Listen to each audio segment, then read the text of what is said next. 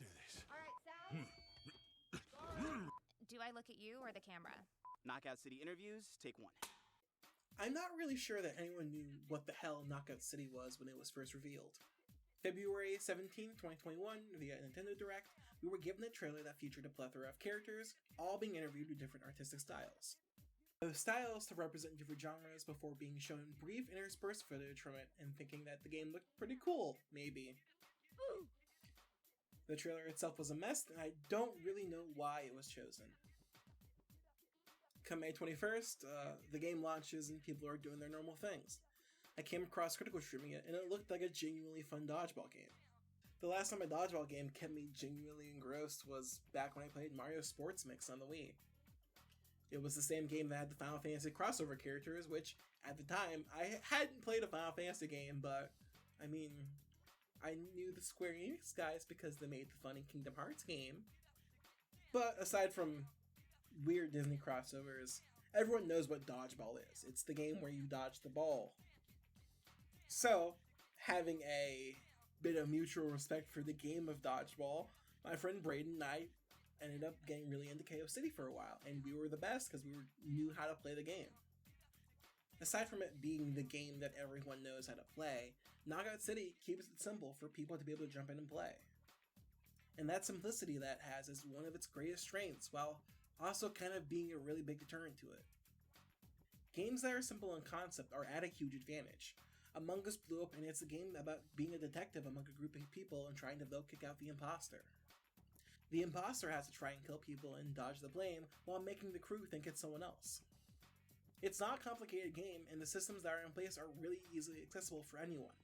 The depth of the game comes from the group of people that you're playing with, and there's no mechanical barrier for entry, so you're able to get to what the core of the game is while still allowing anyone to jump into it. The game about the funny being men that aren't doing obstacle courses becomes a really in-depth game of manipulation and complex deductions of the observable actions of the other crewmates. Now, Knockout City, on the other hand, is an extremely gay dodgeball game about running around and hitting your opponents while not getting hit yourself.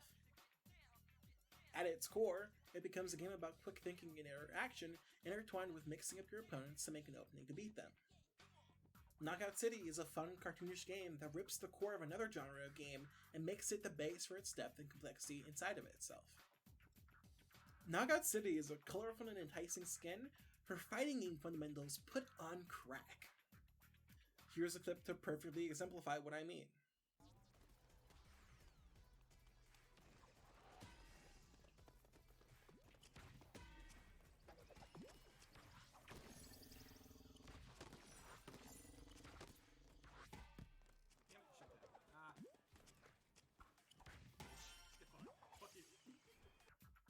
I saw the group in the tunnel, so I ran up to try and get a quick hit off someone.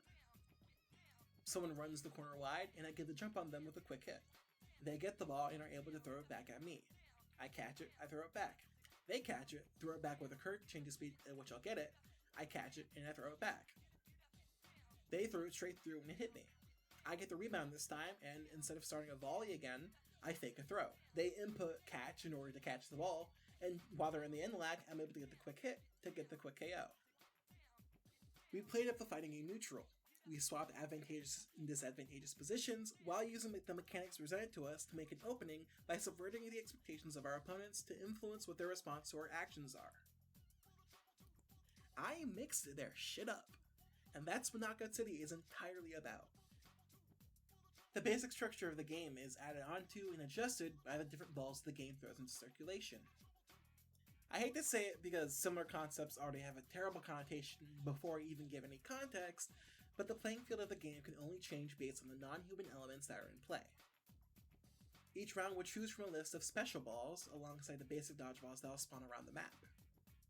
From well-timed bombs to get a large AoE on someone, or a sniper to act as implied, balls in-game don't actively shatter a game, but give each round a unique air to change how the interactions inside will be.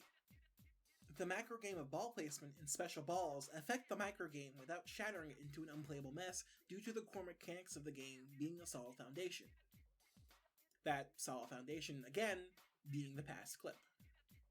That's not to get even more in depth with team plays, with ultimate throws or ball form throws and the like, which also make the game a team game. It is at its core a 3v3 games, so keeping that in mind and making sure the game still works around the base mechanics in a 3v3 setting is extremely important, and Knockout City does it extremely well. I may only be showing you a 1 vs 1 clip, but after that I can go to show you the rest of the clip, which involves more team play, and unfortunately us getting bopped pretty badly. It's all tied up. I don't need your help. I'm gaming. Oh shit. Takes the lead. Fuck, I got baited. So, since we're on the topic of Knockout City acting as a fighting game, where does that put the skill floor in a company's skill ceiling at? I'll go to say that it's kind of unique in its own right. Once you learn and understand all the mechanics that are presented to you, there's nothing more to learn, as much as there is using these tools in quickly revolving scenarios to win.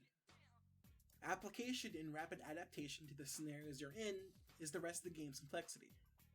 I'd go as far to say that the skill floor is the skill ceiling. In order to put it in more layman's terms, Knockout City is just the Fireball War of the game, with cooperative elements. So, where does that leave Knockout City at then? It's a game that encourages quick and rapid microplay, with matches lasting a maximum of 10 to 12 minutes. Simplicity is its strong suit, with the depth of the game being a perfectly fun place to be, but that makes player retention really hard. When players have experienced all that a game is, and most can just from the Block Party trial, the only people who are staying around are the people who really enjoy the core mechanics and think that they're some of the best that are presented. Everyone will follow exactly what the advertisement was saying, and go back to their own games. FPS players will head back to Valorant or CSGO, and MMORPG players will head back to Final Fantasy XIV. Fighting game players will just hop back into Street Fighter V or Strive when they're not playing with their friends. With the structure at its core not being deep enough, the game ends up being a flash in the pan of games that offer more than just Knockout City. That's not to say that every game needs to take up your whole life. Having games to just pick up and play is really good, but the systems that KO City currently have also really hinder it from being a really good pick up and play game. KO City having a price tag is one of the weirdest things that I can really imagine. It's an amazing game to just pick up and play now and then with your friends, but that requires them already buying a ticket for $20. And that's before saying that, oh hey, the game also has microtransactions in it, which kind of suck for a $20 game base. It's nothing new, and I have my own fair share of monetization amounts in Final Fantasy XIV, so I'm not one to talk about how a game should and shouldn't monetize their stuff, but KO City feels like a free-to-play game, and it should be a free-to-play game. I'm recording this on September 3rd, and up until the 30th, the game is free for Amazon Prime members. The game feels like it should just be free. And that's more so to say that it would be great for the game to be free-to-play, also for the game's player base, because the player retention for Knockout City's kind of fallen off pretty hard. We can look at Steam charts to get some kind of flimsy numbers, but if you look at their Twitch viewers at any time, they're normally under 1,000 viewers even at peak hours. And their Twitter engagement's also not the best, unfortunately. They'll struggle to have tweets really hit above 500 more than once a month, and that's by themselves. Of course, you can always get retweeted, blah blah blah. Knockout City is a really fun game, but once the fun fades, player retention kind of falls off too. That's also just the nature of games as a service, where things that you like may be in the game now, but they may be gone for the next 2 months. For example, Knockout Elimination was some of the most fun my friends and I had because it changed what the dynamic of the game was, where instead of being able to just bum rush in and get points for free and maybe die once or twice, you then have to strategize and keep an eye on where the circle's going to. But Knockout City in a vacuum doesn't do enough by itself to keep people engaged if you play other games. It's, again, at best, a game that you and your friends who play different genres of games can all come together and play. Which really goes to help emphasize that the game shouldn't have a price tag to just let people in. Otherwise, we'll see exactly what was shown in the advertisements, and people won't stay for too long.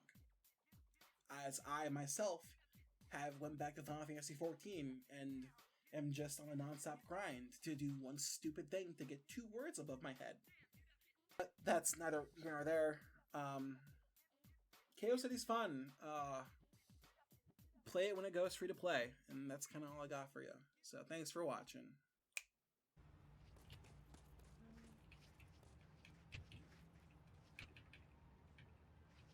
Hold on, move over to your left a bit, and then just start screaming and spinning around.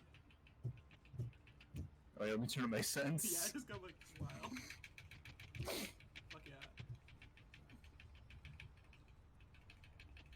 yeah. Okay, is that good? That's good. Okay.